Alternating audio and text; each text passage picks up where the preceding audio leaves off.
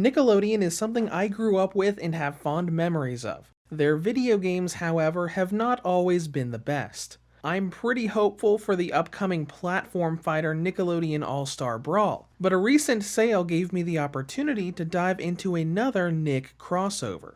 Instead of the fighting genre, this one was a kart racer. Think Mario Kart, but Nickelodeon. Here is my review of Nickelodeon Kart Racers 2 Grand Prix for the Nintendo Switch. When it comes to gameplay, this is a kart-based racing game.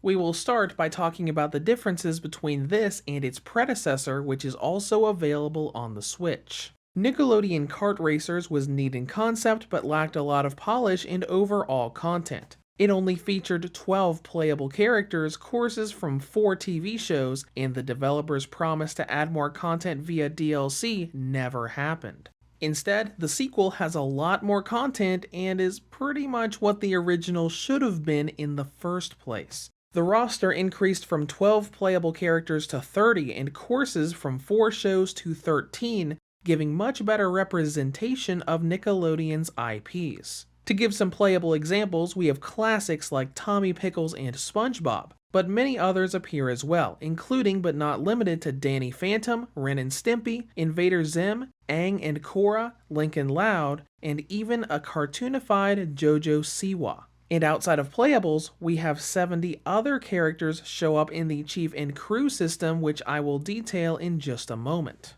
Game modes have also improved. With single player, we have Slime Grand Prix track sets, free race, challenges, time trials, and arena. For multiplayer, we have split-screen local play, but also online, which the original game did not have access to. There's also a garage where you can use your in-game currency to purchase vehicle upgrades like engines and wheels. Now let's talk about the racing. The original had very basic tracks and features with driving around areas, picking up basic items to use on enemies, and that was about it. Grand Prix has a lot more features built into it. When you begin each race, you can customize your kart with buyable engines, exhaust, wheels, and paint. Most of these, along with the character you choose, will change your top speed, turbo, handling, drifting, and more. You can also equip a Chief and Crew members for the race. This is where the 70 non-playable characters come in, giving you passive and active buffs, like boosting when recovering from an item hit or a temporary shield. I really like this feature because it reminds me of the Spirit board from Super Smash Bros. Ultimate, letting a lot more characters be represented in-game than just the roster of playables.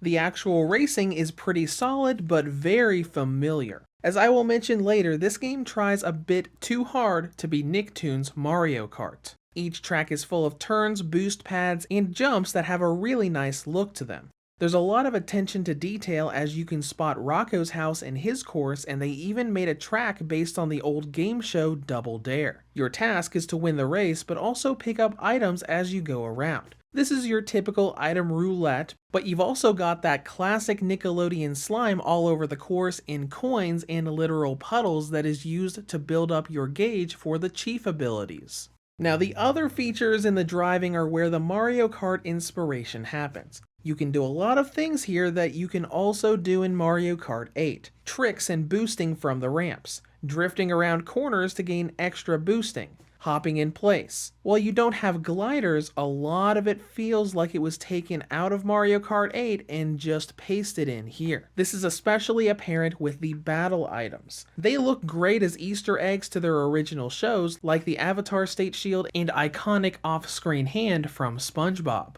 But their use and effects feel uninspired as they do the exact same thing the items from Mario Kart do.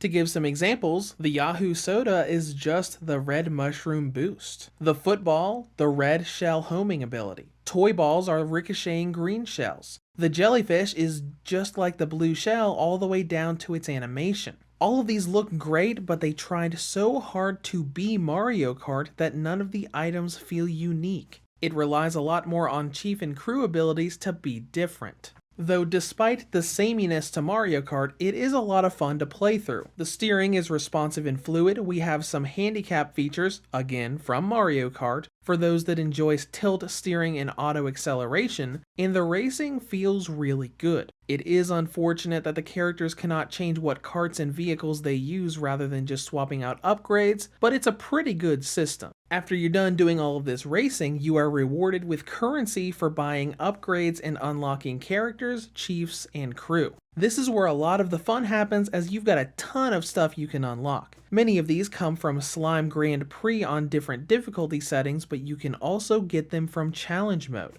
Some characters like Danny Phantom and Korra can only be obtained by doing the challenges. And all of that brings us to content and length. The races themselves are pretty short, and even an entire Grand Prix event can be finished in as little as 10 to 15 minutes. But with you having barely half the roster at the start, and the 70 non-playables and car parts you can unlock will give you a lot to work on. It may not be as content heavy as Mario Kart 8 Deluxe, but you can easily get upward of 10 to 15 hours just unlocking characters. Now, presentation. The game doesn't look really bad, but it doesn't look great either. The visuals are smooth in both docked and handheld, but the amount of detail is just okay. But the part of presentation that really feels off to me is the audio. The sound effects are pretty low in volume when picking up coins and hitting the turbo pads, but the lack of voice acting is very jarring. It works as a racer, but feels like there is something missing when none of the characters speak or even make noises. The fact that we haven't heard any voice acting in any of the gameplay trailers for the upcoming Brawler game either makes me worried that we will be getting a Smash Bros. Style game with sound effects and music, but nothing on the vocal side. Moving on to performance, the frame rate is good in most areas, but a few tracks have some small frame dips. This is mostly dependent on where you are. Some tracks offer perfect performance, while others, like the JoJo track, drop it down into the 20s. That's all I've got to say about performance, so now let's dive into battery life. Nickelodeon Kart Racers 2 gives the original model a range of 3.5 to 5 hours, the Nintendo Switch Lite around 4 to 5.5, and the Redbox or V2 2019 model a range of 6 to almost 7 hours. In conclusion, Nickelodeon's newest kart racer is a pretty fun little driving game and an enormous improvement upon its predecessor. Now on the downside, it tries way too hard to just be Mario Kart Nicktoons version, and the small FPS drops and lack of voice acting make it a bit awkward to play. But if you want a casual little racer to drive around the Invader Zim world as Korra and Reptar, it has a nice and fun feel to it. Reviews to Go rates Nickelodeon Kart Racers 2 Grand Prix for the Nintendo Switch a 7 out of 10. If you have any comments or questions, feel free to leave them below. Thank you for watching and have a great day.